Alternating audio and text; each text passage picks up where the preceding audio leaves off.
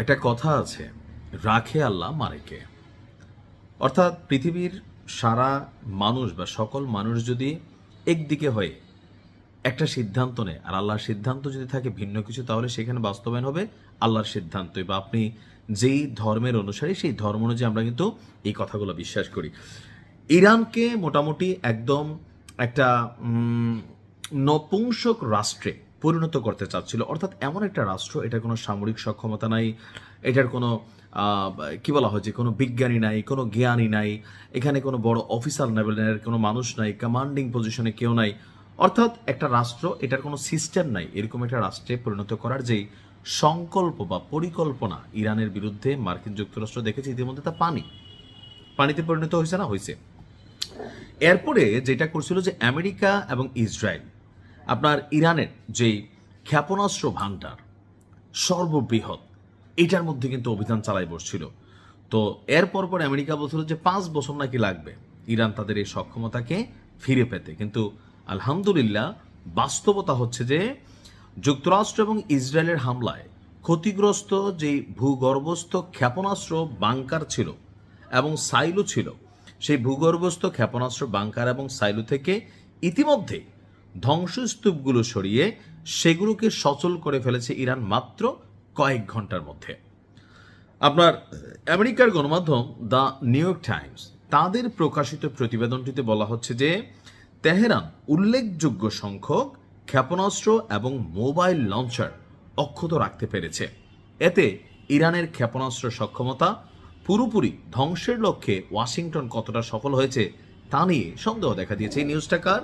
মার্কিন যুক্তরাষ্ট্রের গণমাধ্যম দ্য নিউ ইয়র্ক টাইমস। অর্থাৎ তারা বুঝতে চাচ্ছে যে ইরানের সক্ষমতা সম্পর্কে আসলে মার্কিন যুক্তরাষ্ট্রের কাছে যে তথ্যগুলো আছে সেগুলো সঠিক না।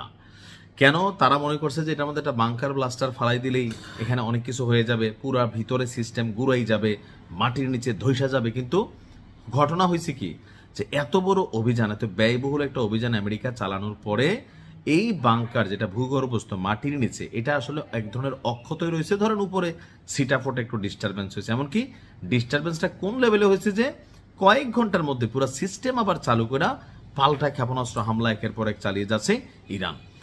ইরানের বর্তমান প্রকৃত সক্ষমতা সম্পর্কে মার্কিন যুক্তরাষ্ট্রের আসলে ধারণা অনেকটাই কম।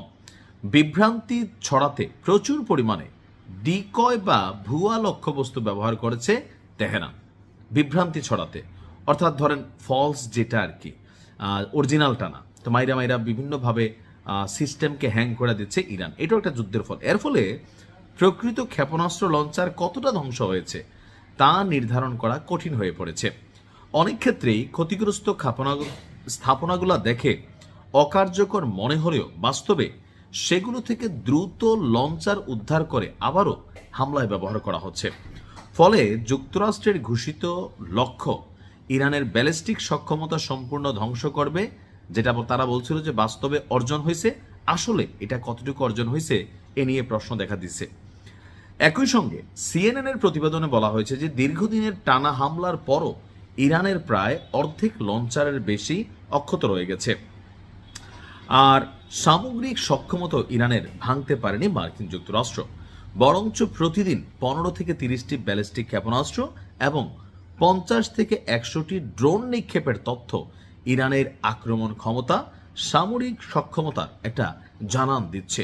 তো এই সকল কিছুর মধ্যে আপনার ইরান অজেয় অবস্থায় আছে।